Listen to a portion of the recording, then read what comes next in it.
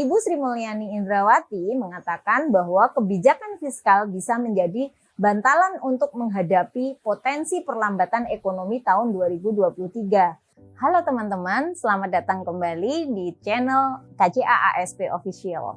Akhir-akhir ini banyak sekali masyarakat dan media yang membahas terkait dengan resesi tahun 2023, perlambatan ekonomi 2023 dan tahun 2023 akan gelapkah teman-teman? Ibu Sri Mulyani Indrawati mengatakan bahwa kebijakan fiskal bisa menjadi bantalan untuk menghadapi potensi perlambatan ekonomi tahun 2023. Nah, apa sih kebijakan fiskal itu dan apa sih yang dilakukan agar menekan perlambatan ekonomi tahun 2023? Teman-teman pasti sudah tidak asing kan dengan kebijakan fiskal. Istilah ini sering diungkapkan pemerintah dalam menjalankan roda perekonomian suatu negara. Namun, seperti masih ada yang belum mengerti apa itu kebijakan fiskal.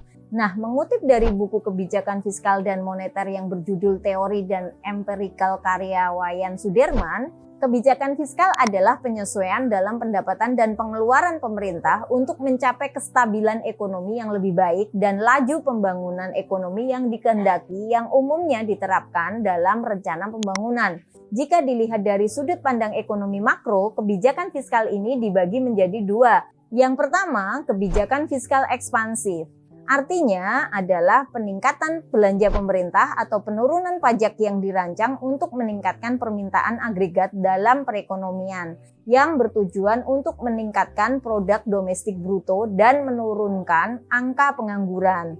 Kebijakan ini adalah kebijakan yang digunakan untuk mengarahkan kondisi perekonomian untuk menjadi lebih baik dengan jalan mengubah penerimaan dan pengeluaran pemerintah pada saat munculnya kontraksional gap. Yang kedua, kebijakan fiskal kontraktif. Artinya adalah penurunan atau pengurangan belanja pemerintah dan atau peningkatan pajak yang dirancang untuk menurunkan permintaan agregat dalam perekonomian yang bertujuan untuk mengontrol inflasi. Kebijakan ini adalah kebijakan yang digunakan untuk membuat pemasukan lebih besar daripada pengeluarannya. Lalu, apa sebenarnya tujuan kebijakan fiskal ini, teman-teman? Tujuan dari kebijakan fiskal ini adalah untuk meningkatkan investasi dan menghambat bentuk investasi tertentu, meningkatkan kesempatan kerja, menanggulangi inflasi, dan meningkatkan pendapatan.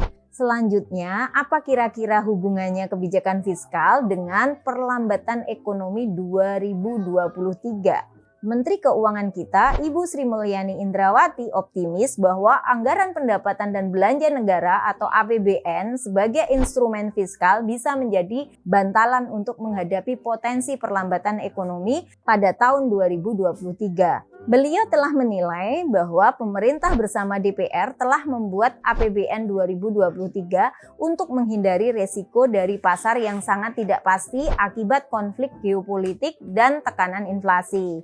Kehadiran APBN dengan defisit anggaran yang kembali di bawah 3% PDB dapat mendukung pemulihan ekonomi nasional pasca pandemi, sehingga berpotensi menjadi penguat sektor konsumsi maupun investasi. Dalam laporan World Economic Outlook terbaru, IMF memperkirakan perekonomian global berada pada kisaran 3,2% pada 2022 dan melambat hingga 2,7% di tahun 2023. Atau menurun 0,2% dibandingkan outlook pada Juli 2022.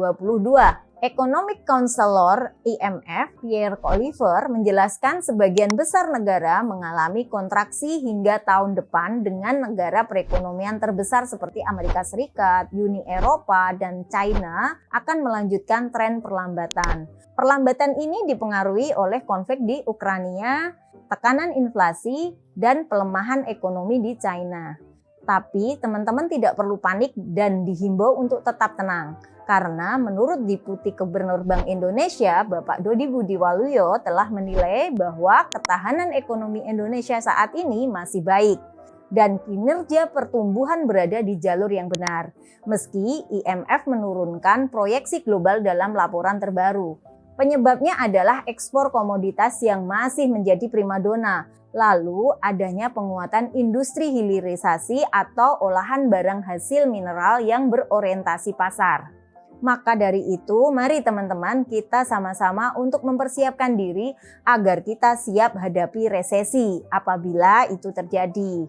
Nah, sampai di sini dulu video kita kali ini. Semoga bisa bermanfaat dan salam sukses untuk kita semua.